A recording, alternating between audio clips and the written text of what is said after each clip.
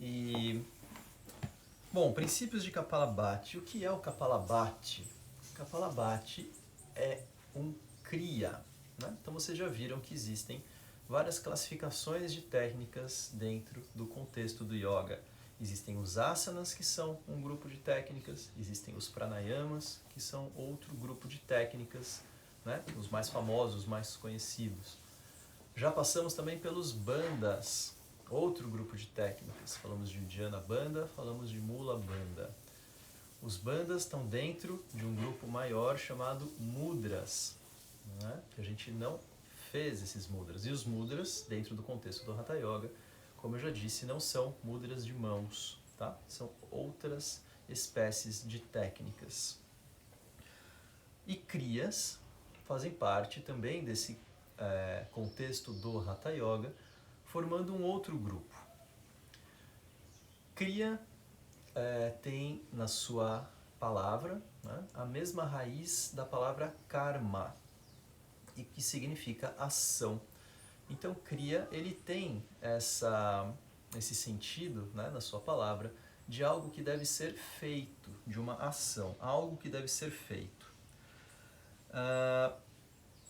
Ele também pode ser interpretado e traduzido por fortalecimento ou recondicionamento, tá bom? Num sentido não tão literal, mas observando os seus efeitos. Os kriyas são de 6 tipos. São dautis, que são as limpezas da região da garganta, esôfago e estômago. São bastis, limpezas da região do intestino. Netis, né? São mais conhecidos os netis, como Jala net, a limpeza com água. Sutra net, a limpeza com um fiozinho. Então, netis são limpezas da região das narinas. Trataka, limpeza da região dos olhos, né? Olhar fixamente para uma vela, não sei se já viram essa técnica. Nauli, que é aquela movimentação, parece uma onda, que é feita na região do abdômen e que é a purificação, né, dessa região, fortalecimento do poder digestivo dentro dessa, né, e eliminação de toxinas. E, por fim, Kapalabhati. Então, Kapalabhati é uma dessas 6 técnicas de purificação, um dos 6 tipos de kriyas descritos nos textos tradicionais. Não são apenas 6 técnicas, são 6 grupos. Dentro desses grupos existem várias técnicas que aparecem nessas subdivisões, tá bom? Então existem vários dautis, vários bastis, vários netis, mas Trataka, Nauli e Kapalabhati normalmente são descritos como uma técnica, uma forma de fazer. Kapalabhati, e assim como os demais kriyas, eles são sempre apresentados antes das práticas de pranayama. Então, tanto no Hatha Pradipika como no Gheranda Samhita, os kriyas, eles vêm antes, eles antecedem. No Hatha Pradipika, eles são, inclusive, imediatamente antes da prática de pranayama, no mesmo capítulo. No Gheranda Samhita, eles iniciam o livro, como dizendo, comece por aqui, tá? Faça suas purificações. Você precisa primeiro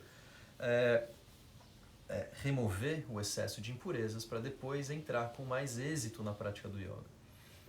E isso significa que, com essa remoção de impurezas, não é que a prática do yoga é impedida se isso não ser feito, mas ela vai ser mais proveitosa, gasta-se menos energia na prática do yoga quando essas impurezas são previamente removidas. Swatmarama, que é o autor do Hatha Pradipika, ele diz que para entrar em práticas mais avançadas de pranayamas, os doshas devem estar equilibrados. Os doshas, eles também estão lá descritos, vêm do conceito do Ayurveda, da tradição do Ayurveda, e nesses pontos onde os kriyas aparecem, existe uma relação grande com o Ayurveda, e o Ayurveda também prescreve técnicas parecidas, tá? Não exatamente iguais, mas bastante parecidas com esses processos de purificação para trazer o equilíbrio dos doshas. É claro que essas limpezas não são apenas físicas, né? Não se trata apenas de limpar fisicamente esses canais, né? Apesar de também, isso está descrito no livro. Então, para quem tem excesso de gorduras, excesso de muco, isso deve ser removido, tá? Então, essa remoção, ela também é física, mas os kriyas, eles interferem em partes do nosso corpo muito relacionadas com impulsos reflexos, né? Então, colocar um tubinho pelo nariz estimula um controle, né, que o nosso corpo tem de impulsos reflexos. Engolir um pano, como é descrito em Dauti, né, você precisa controlar impulsos reflexos.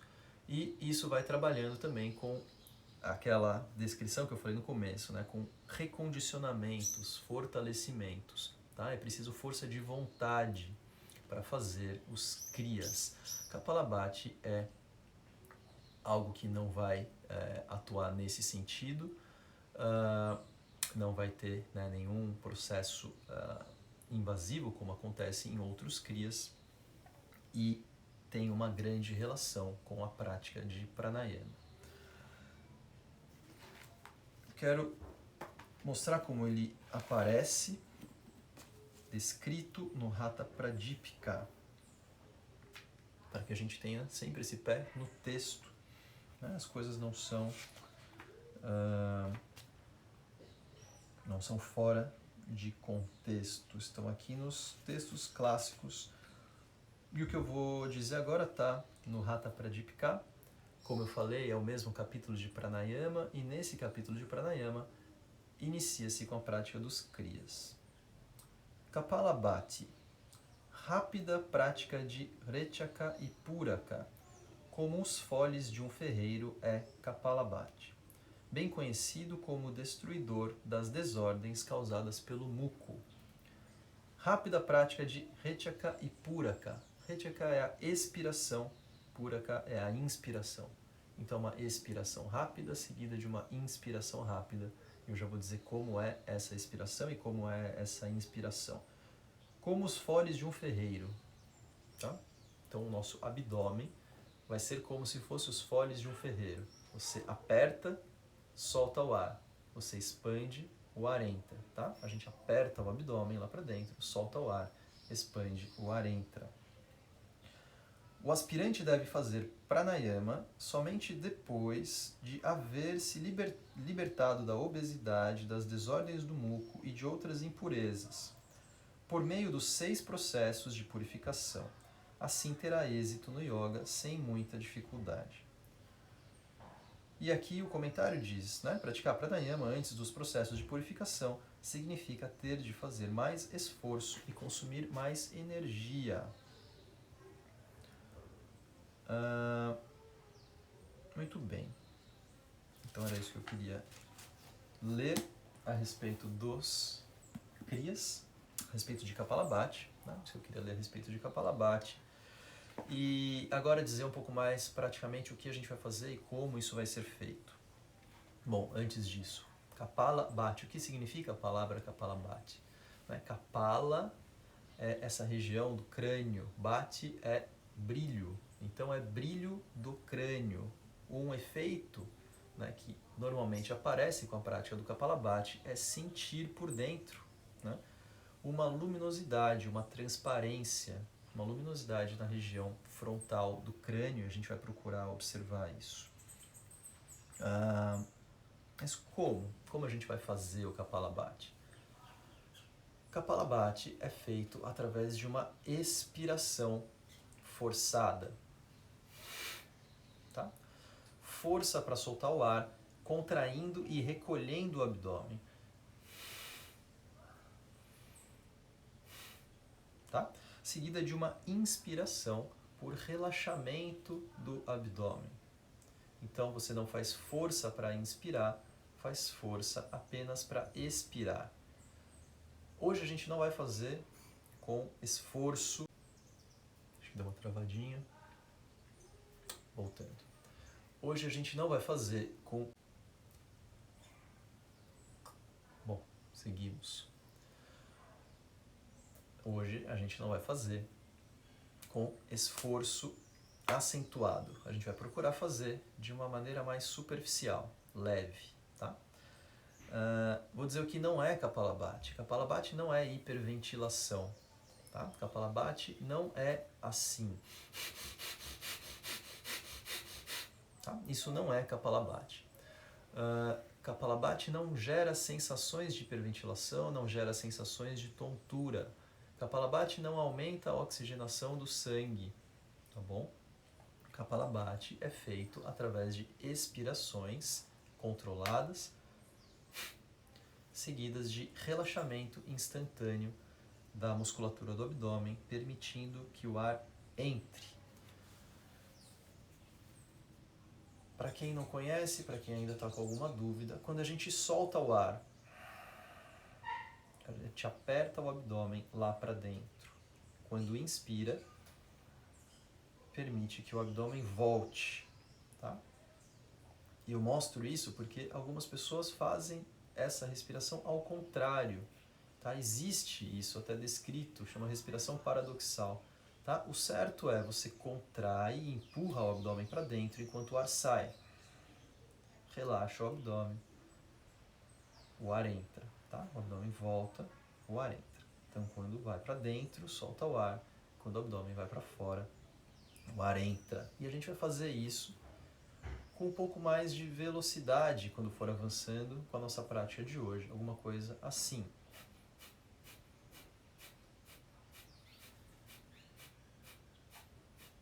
Tá? A gente vai chegar em alguma coisa parecido com isso. Muito bem. Kapalabhati, então, não aumenta a oxigenação do sangue, mas Kapalabhati, pelas expirações forçadas, vai reduzindo a quantidade de gás carbônico no nosso sangue. Nós temos receptores que dizem, né, quando tem muito gás carbônico, a gente precisa soltar o ar, né, e quando esses receptores vão determinando pela quantidade de gás carbônico presente no sangue, quanto e qual a velocidade que a gente precisa respirar, quando a gente precisa soltar o ar, quando a gente precisa inspirar. Então, um efeito, né, que a gente vai poder observar após a prática correta do Kapalabhati é uma redução da vontade de respirar, porque a gente reduz a pressão parcial de gás carbônico, esses receptores entendem, não tem tanto gás carbônico assim no sangue, a gente pode continuar sem respirar, até que esses níveis voltem a aumentar, e aí a respiração ela entra de novo no seu ritmo normal. Tá? E aí a gente faz mais uma série, essa pressão reduz, a gente vai observando essa diminuição do impulso respiratório, depois ele volta ao normal, tá bom? E assim a gente começa a caminhar no sentido do pranayama. E amanhã é o nosso tema, princípios de pranayama. Já falei muito, vamos à prática. Solte as pernas, não sei se vocês estavam sentados, de pernas cruzadas, mas vamos ficando com as pernas estendidas, movimentando os pés para frente, para trás.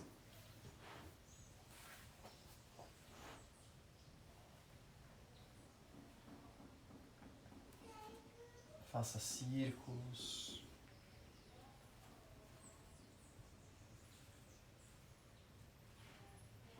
Outro lado.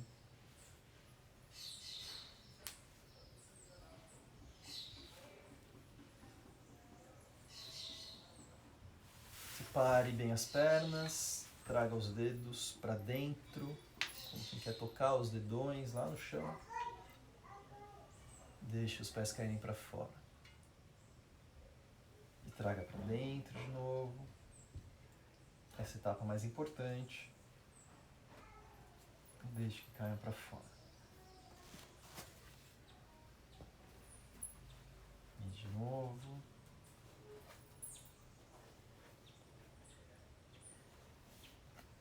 E deixe deixe que caiam para fora. Flexione as pernas, apoiando os pés no chão. E agora a gente faz algo parecido, mas agora levando os joelhos do lado direito. O importante é tocar com o joelho de dentro no chão, tá? Mesmo que o quadril saia um pouco. E aí você vai para o outro lado.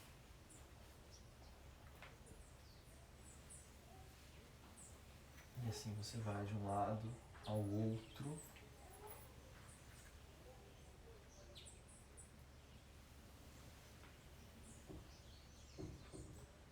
Trabalhando com essa mobilidade das articulações, a gente vai, durante a prática do Kapalabhati, permanecer mais um tempo sentados. E você vai vendo que à medida que vai caminhando no sentido dessas técnicas, né, mais perto da prática de pranayama, mais perto da prática de meditação, mais tempo a gente passa sentados.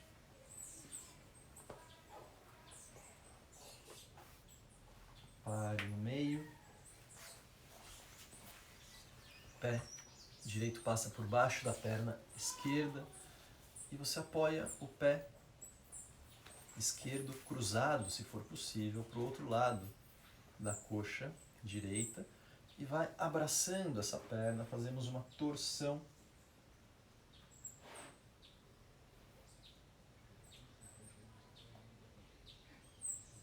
Você cresce na torção, mas você procura ao mesmo tempo apoiar os dois isquios no chão. Então, além de ser uma torção, também é um trabalho de acomodação das coxas, das articulações das coxas com o quadril.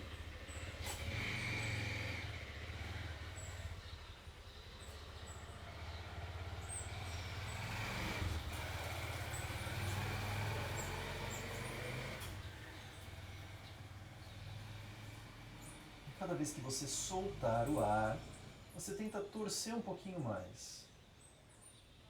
Quando inspirar, você relaxa e o corpo naturalmente volta um pouco. Então você avança na expiração e por relaxamento na inspiração o corpo volta. Não volta tudo, mas volta um pouco.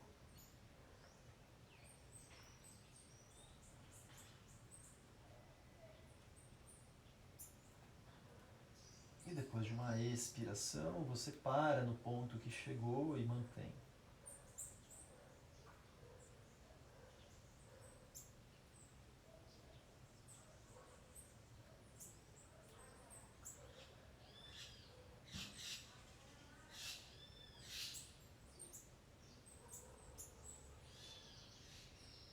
Volte.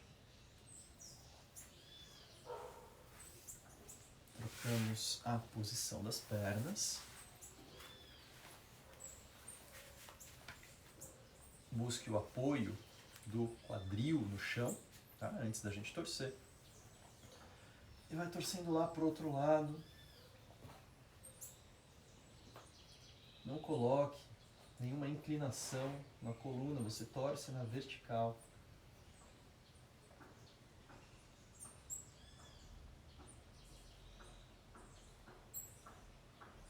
E aí, estando firme, estabelecido, quando vai soltando o ar, torce um pouquinho mais, e quando o ar vai entrando, você deixa que o corpo volte um pouco.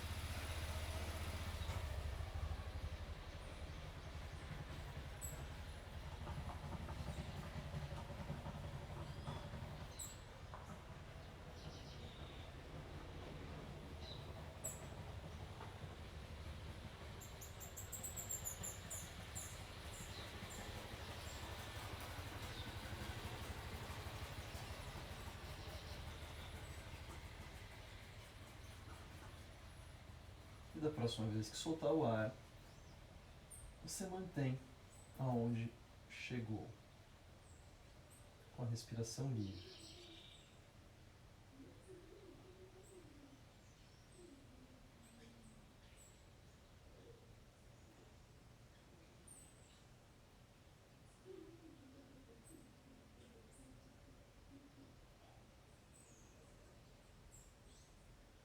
Volte.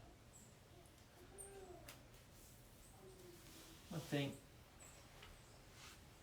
os pés, as pernas flexionadas, pés apoiados no chão, abrace os joelhos. Procure deixar as costas retas, os joelhos próximos ao peito, as coxas próximas ao abdômen. E vá tirando o contato dos pés com o chão. Se precisar, você olha um ponto fixo à sua frente. Se estiver sentindo confortável com a posição de equilíbrio, você pode também fechar os olhos. E sinta os movimentos respiratórios acontecendo através da movimentação do abdômen.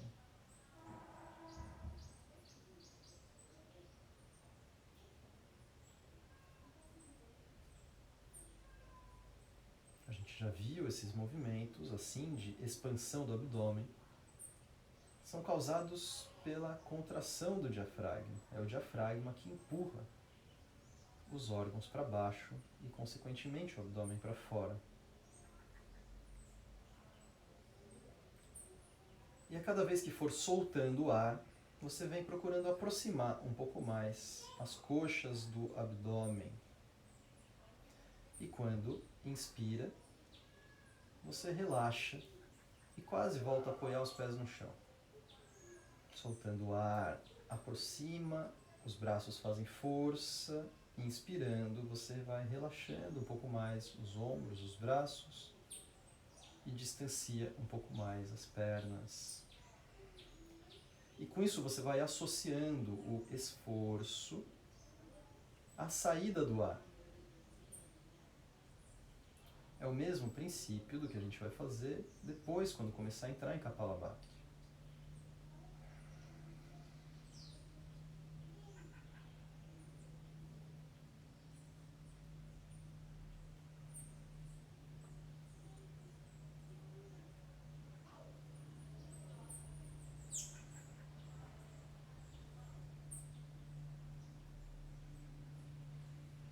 Depois de uma inspiração, você apoia os pés no chão, abraça por trás das coxas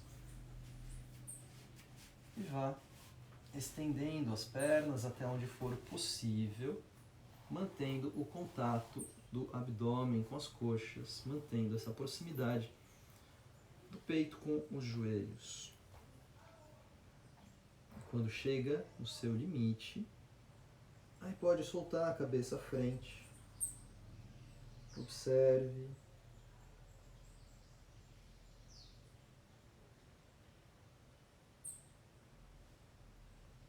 Continue observando os movimentos respiratórios no abdômen.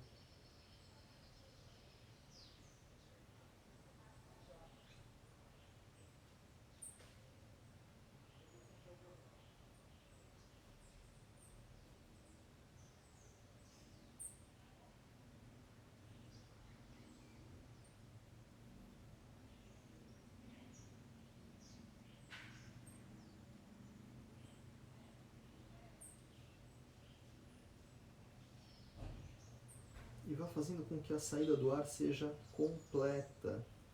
Você solta o máximo de ar possível dos pulmões, abraça as pernas com mais intensidade, chega até um ponto de contrair o abdômen e contrai também a região do assoalho pélvico. E depois, apenas relaxando, você vai inspirando. Os braços também se afrouxam durante a inspiração. E aí na expiração, os braços apertam o abdômen mais em direção às coxas. Mas além disso, você também contrai o abdômen, contrai períneo, assoalho pélvico, soltando o máximo de ar possível dos baixos assoalho pélvico e afrouxa os braços. E você faz isso mais uma vez.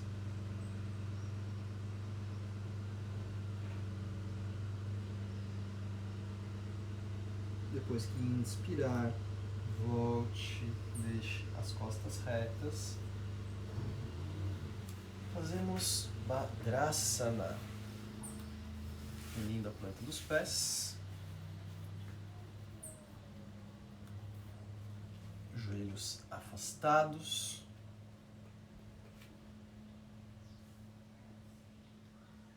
Quando você inspirar, permita que essas articulações relaxem das coxas com o quadril. Quando você expirar, empurre os joelhos na direção do chão. Quando inspira, você afrouxa.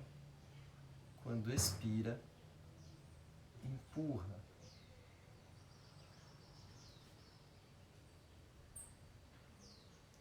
A coluna fica o tempo todo reta, mas observe que há uma certa alteração, uma variação de tônus. Quando você relaxa as pernas e também quando você empurra os joelhos contra o chão.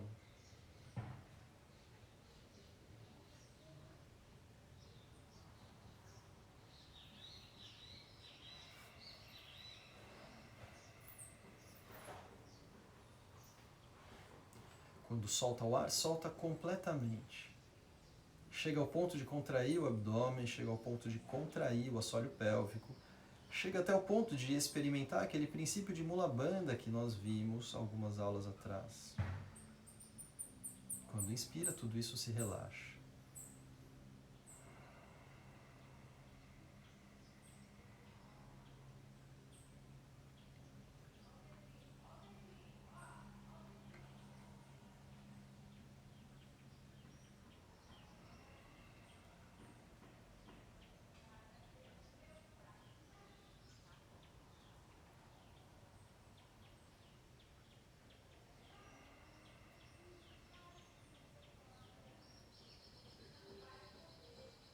A próxima vez que soltar o ar, com a respiração livre, você mantém a intenção de aproximar os joelhos do chão. Ao mesmo tempo que mantenha a intenção de aproximar o topo da cabeça do teto. E assim você procura a imobilidade em Bhadrasana.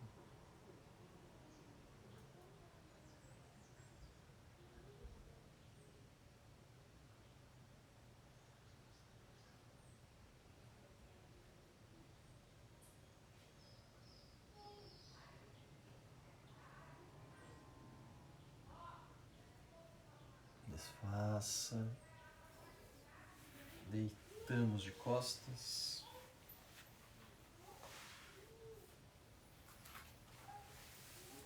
Quando deitar, abrace os joelhos, mas ainda sem fazer força, sem puxá-los. Apenas acomodando esse contato da lombar com o chão, o contato das costas como um todo com o chão.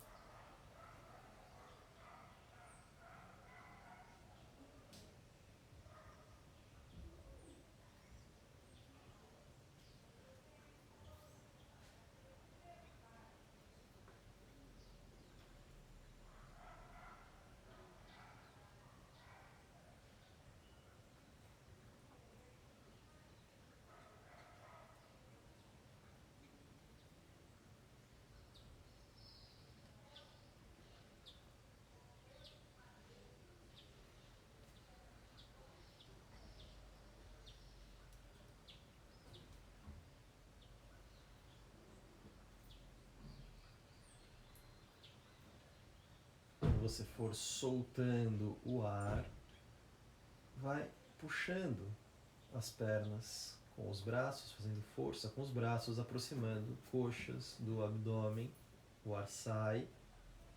E quando você for inspirando, apenas relaxa os braços, as pernas se distanciam do abdômen, o ar entra. Faça isso no seu ritmo respiratório.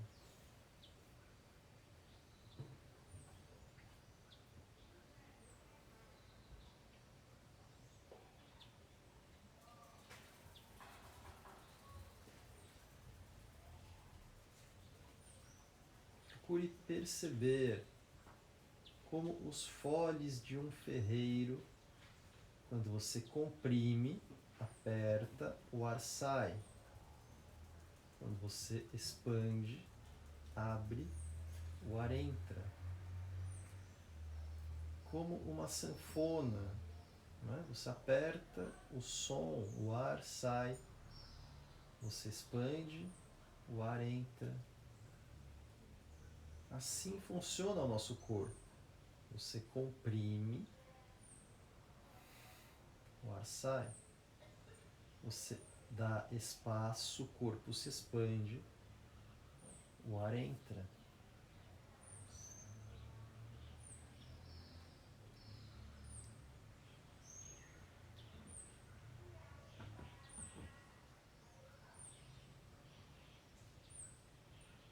Pare com os movimentos, apoie os pés no chão e observe. Observe a respiração acontecendo naturalmente e espontaneamente pelo abdômen. Você não conduz e não controla.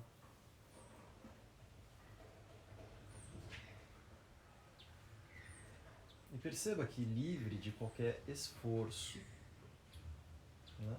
Esse fole não está sendo apertado. Mas continue observando que a dinâmica continua exatamente a mesma. Quando o abdômen se recolhe, o ar sai. Quando o abdômen se expande, o ar entra.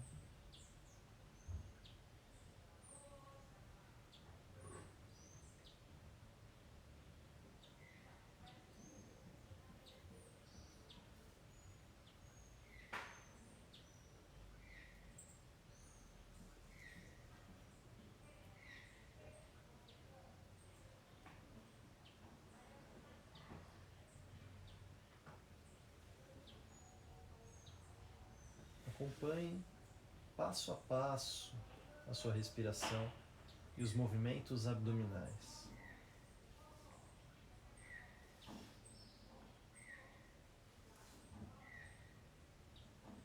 Coloque uma das mãos no abdômen, coloque a outra mão no tórax, na altura do peito.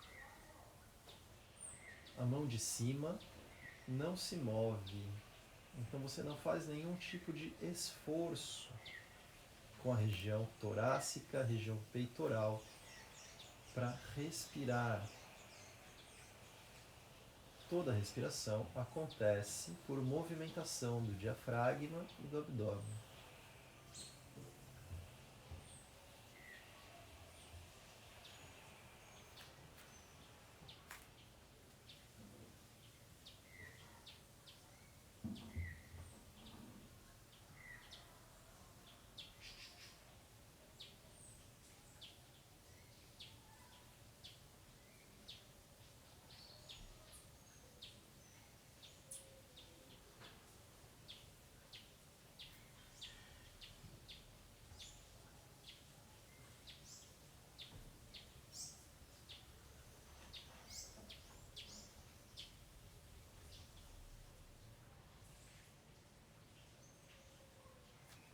Voltamos a abraçar os joelhos. Voltamos a colocar a etapa de esforço na expiração, etapa de relaxamento na inspiração. Então você volta a aproximar os joelhos do peito quando o ar sai e a afrouxar quando o ar entra, mantendo exatamente a mesma dinâmica respiratória que tinha antes. Quando o abdômen vai lá para dentro, o ar sai. Quando o abdômen se expande, o ar entra.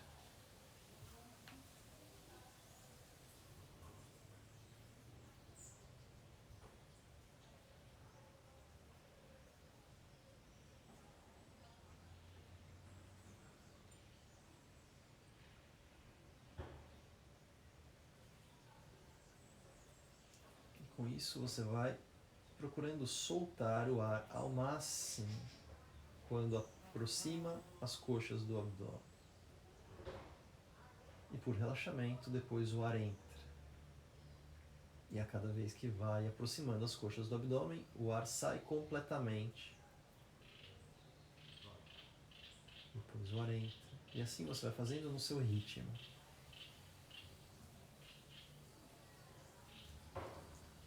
Então não é mais apenas uma expiração curta, é uma expiração completa. Até o ponto de contrair um pouco mais o abdômen e a região do assoalho pélvico para soltar o máximo de ar que você puder. Por relaxamento de tudo isso, a inspiração acontece.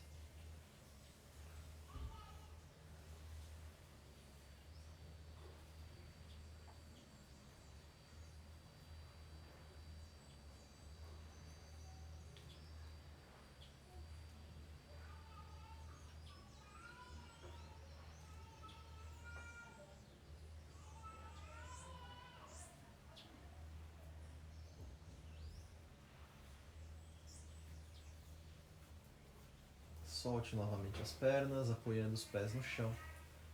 Deixe a respiração livre, continue acompanhando passo a passo, percebendo que a mesma dinâmica continua existindo, mas agora com a respiração livre. Quando o ar sai do abdômen, vai lá para dentro. Quando o ar entra, o abdômen vai para fora.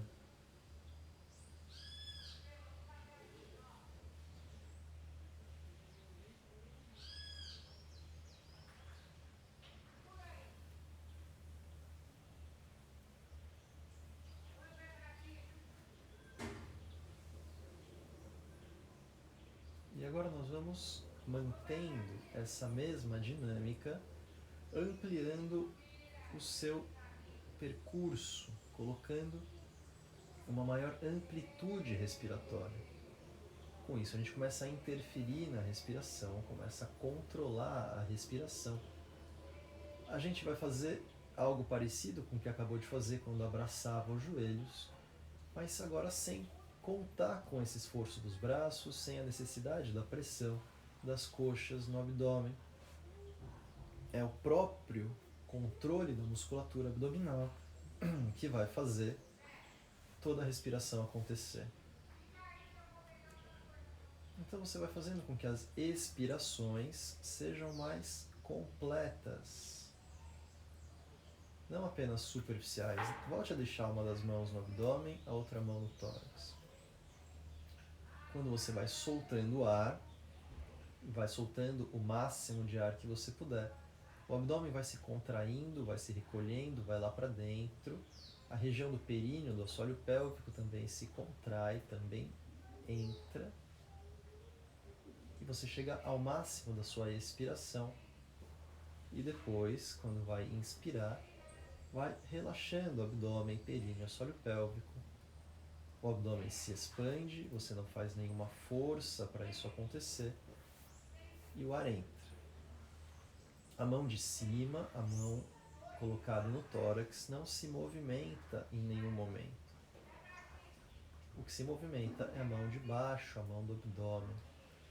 Quando você solta o ar, vai contraindo, recolhendo o abdômen, contraindo o assoalho pélvico, o ar sai. Pelo simples relaxamento dessa contração, o ar entra. Então tenha certeza que você não está fazendo força para inspirar. Tenha certeza que a sua inspiração acontece simplesmente pelo relaxamento da contração que você fez para o ar sair. Tenha certeza disso. A inspiração acontece simplesmente pelo relaxamento da contração que você fez para o ar sair. Se tiver qualquer dúvida dessa dinâmica respiratória, experimente fazer pela boca. Soltar o ar pela boca quando você vai contraindo o abdômen. O ar sai. Quando você vai relaxando o abdômen, o ar entra. Algumas pessoas têm mais facilidade de entender esse mecanismo, respirando pela boca. Depois que entendeu, é claro que a técnica deve ser feita pelo nariz.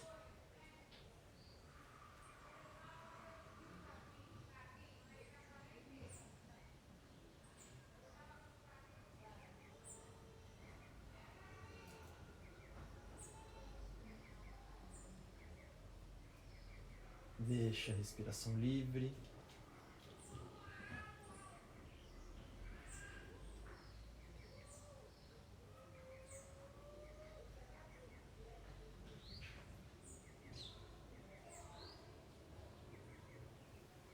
vamos nos sentando.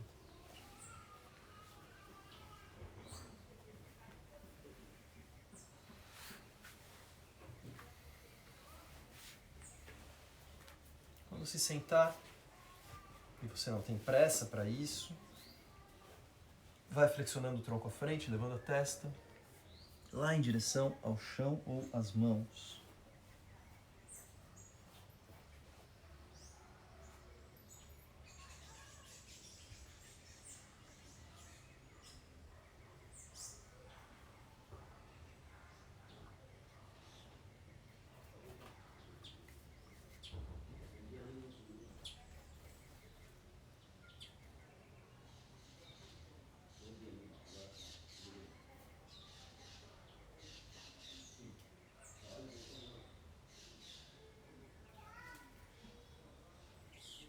Volte, deixe as costas retas. Uma das mãos no abdômen, a outra mão no tórax. Você já sabe, a mão de cima não se move. Observe os movimentos respiratórios pelo abdômen. E, assim como fizemos deitados, vamos controlando a respiração, agora sentados.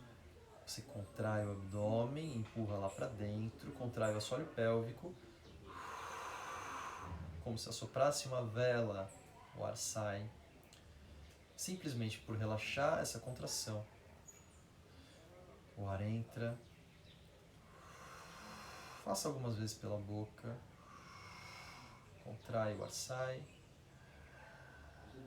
Relaxa, o ar entra, a mão de cima não se move.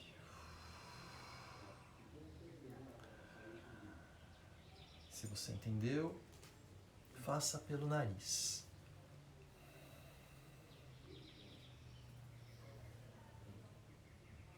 Vamos aumentar um pouco a velocidade da expiração, vamos aumentar um pouco a velocidade da contração do abdômen.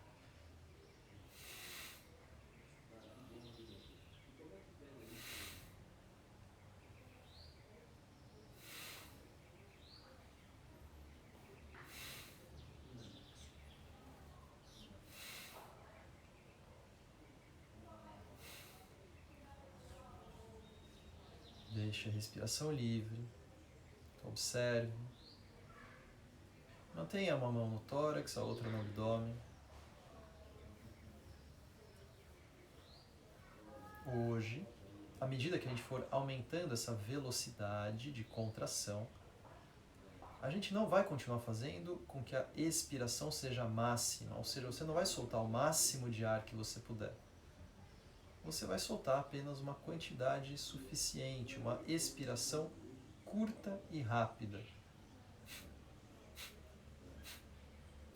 seguida de um relaxamento instantâneo, imediato do abdômen, provocando uma inspiração também curta e rápida. Você só ouve o som da expiração. É o momento onde você faz força, né? Onde você contrai. A inspiração acontece por relaxamento e não há nenhum tipo de esforço em fazer o ar entrar. Vamos tentar 10 vezes, num ritmo um pouco mais rápido, numa respiração um pouco mais curta. Então inspire um pouco, se prepare, começamos.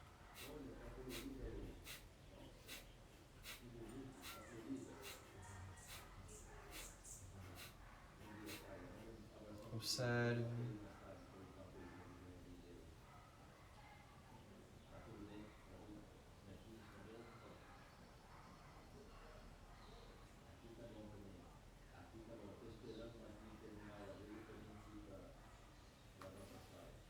Vamos fazer 20 repetições. Inspire um pouco. Comece.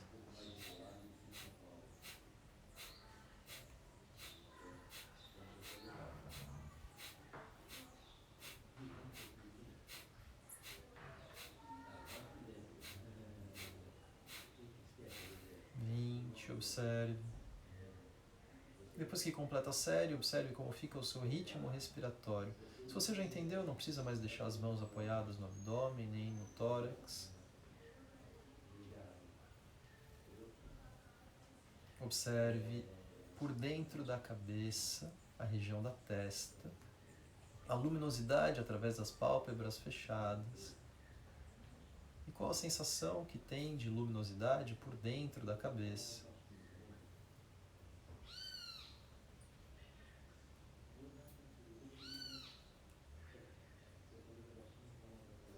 Vamos fazer 30.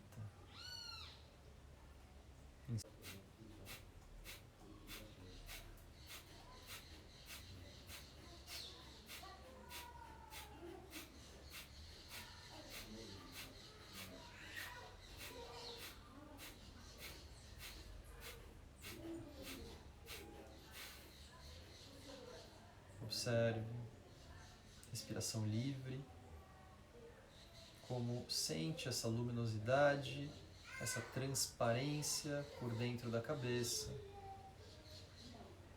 Como fica a sua vontade de respirar, como ficam aqueles impulsos que provocam a respiração.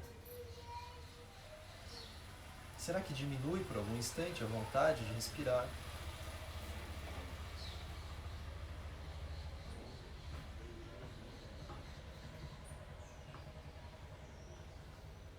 Fazemos mais 30. Inspire um pouco e comece.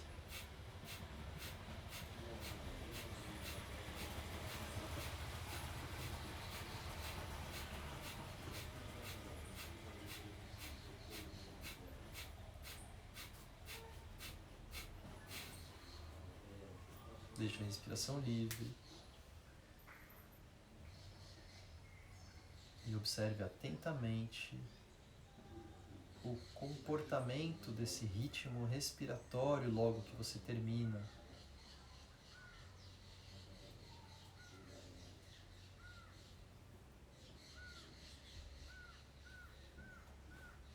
Os seus impulsos, o seu desejo, a sua ânsia por respirar.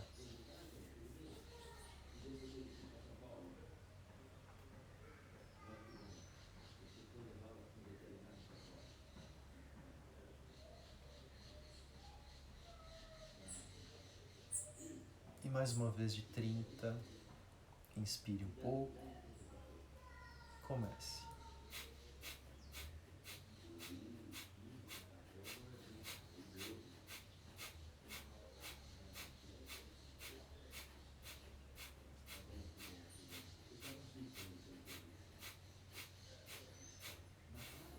Observe a luminosidade por dentro da cabeça e o desejo pela respiração. Não vamos mais interferir na respiração a partir daqui. Se observe por 1 minuto.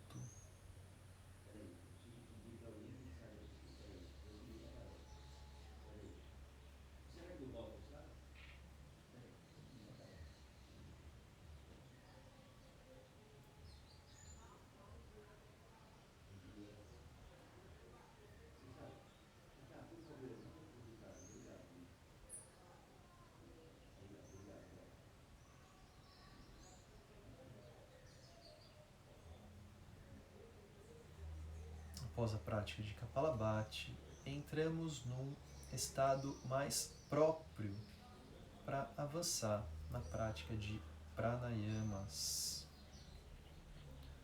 Se você puder e quiser, continue mais alguns minutos assim, sentado, se observando, aproveitando os efeitos que a prática de Kapalabhati proporciona. Quem tiver dúvidas da execução, me pergunta. Quem quiser compartilhar as suas experiências, me manda. Eu sempre gosto de recebê-las. Quem quiser me mandar vídeo fazendo para saber se está certo, me manda também. Então eu agradeço a Amanhã continuamos e vamos para o princípio de Pranayama.